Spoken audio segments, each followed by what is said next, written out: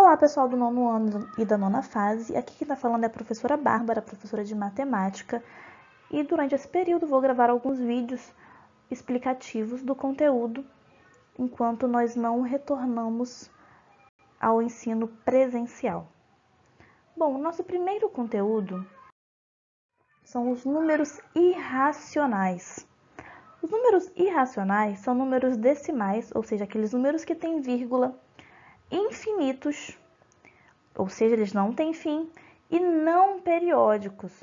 Como assim não periódicos? Eu poderia falar o número 1,333333333 e reticências. É um número decimal, porque tem vírgula, é infinito, porque eu disse que tem reticências, mas ele tem um período, ele tem uma repetição do número 3.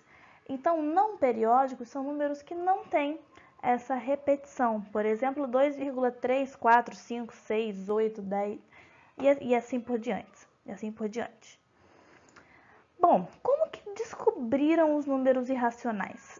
Eles chegaram para revolucionar e resolver um problema da geometria.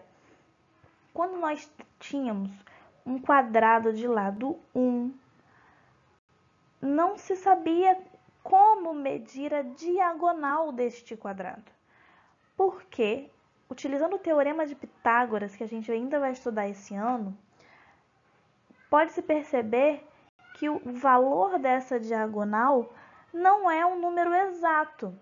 E foi aí que surgiu o número irracional, porque para calcular esse valor, eu encontro a raiz de 2. Raiz de 2 não é um número inteiro, como o 5, não é um número inteiro como o próprio 2. A raiz de 2, um número que multiplicado por ele mesmo, que dá 2, é um número decimal, infinito e não periódico, ou seja, ele é um número irracional. Assim como a raiz de 2, tem muitos outros exemplos. Bom, a raiz de 2 aqui, ó, o cálculo dela é 1,41421, enfim, ela é infinita e não periódica.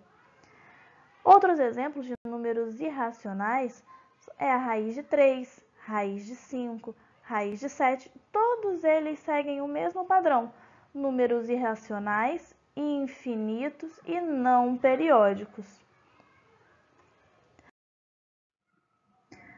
Bom, os números irracionais não são só as raízes. Nós temos também as letras gregas, π e φ, que têm valores atribuídos a elas. O π, principalmente, nós vamos usar muito quando formos calcular a parte de circunferência, que nós vamos trabalhar já no próximo conteúdo, ainda nesse vídeo. Bom, o valor aproximado de π geralmente é o 3,14, ou 3,1 ou 3. Sempre será dito para vocês o valor que será usado na questão. Caso não seja dito nada, a aproximação usada sempre será 3,14. Mas o valor de π é um número gigante, infinito, não periódico e decimal, ou seja, π é uma letra grega com este valor, mas é um número irracional.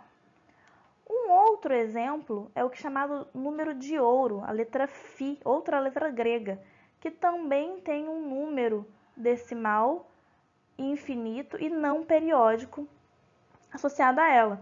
Esse número φ usa muito para ver razão áurea, divina proporção, a gente encontra muito em elementos da natureza, quando a gente vai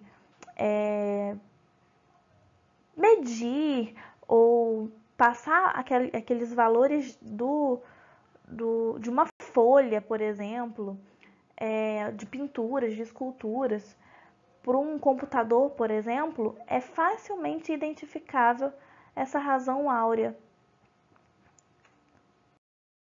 Bom, eu coloquei uma lista de exercícios na plataforma sobre os números irracionais. Nada muito difícil, qualquer coisa é só voltar ao vídeo. Caso persistam em alguma dúvida, entre em contato comigo. Continuando, vamos falar um pouquinho do número π, Ele é muito importante para a gente. O número π resulta da divisão do perímetro de um círculo. O perímetro é o comprimento desse círculo pelo diâmetro desse círculo. O diâmetro é a medida interna de um lado ao outro do círculo, passando pelo centro. Vocês já viram isso em anos anteriores.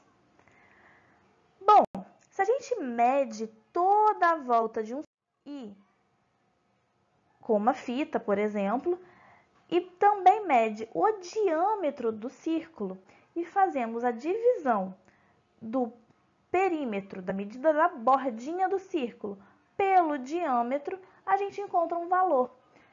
Esse valor é o π. Isso serve para qualquer círculo.